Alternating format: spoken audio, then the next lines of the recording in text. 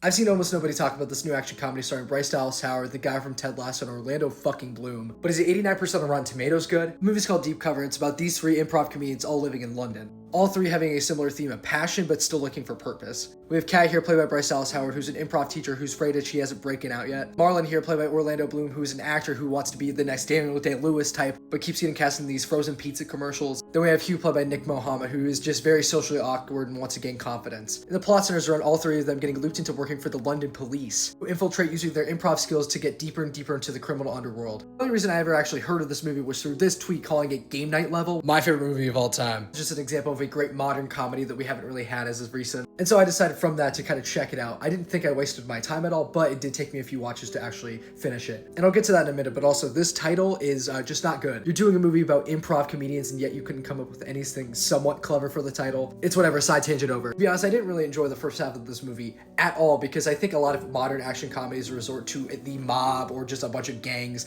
to fulfill the action comedy of it all. And I think it's basic and there's not much there. I think the setup there is nothing new really for both the characters involved and the gangs that they're trying to infiltrate themselves. But as they get deeper and deeper into just doing more heinous stuff for these gangs, things get more interesting. And we actually get to learn more about the side characters and get a little bit more of a sense of their personality. Sean Bean, for instance, very famous actor, is the one that hires them in the first place. I'd say one of the more dull characters, but he serves his purpose. Ian McShane is the villain in this movie and he's obsessed with Jenga. He's not necessarily intimidating, but he's fun to watch. We have Fly and Shosh, who are the main people in the gang that they're working along with. And I think in the beginning, at least, they were fulfilling that stereotypical thing in my head that I was expecting. But later on, as we get to see them interact more in the kind of misconceptions that happen. It's a lot of these characters doing accidentally badass shit and this guy being like, all right, they're mental in it. And that's where stuff kind of gets fun and the walls kind of fade. When the movie's allowed to have fun and be less serious, it's the best part of it. And I think a lot of action comedies, surprisingly so, take themselves too seriously because they're too afraid to go into that more comedic element. And I think this had a good enough balance. The action is serviceable, and personally speaking, I thought the comedy was just okay. But I can definitely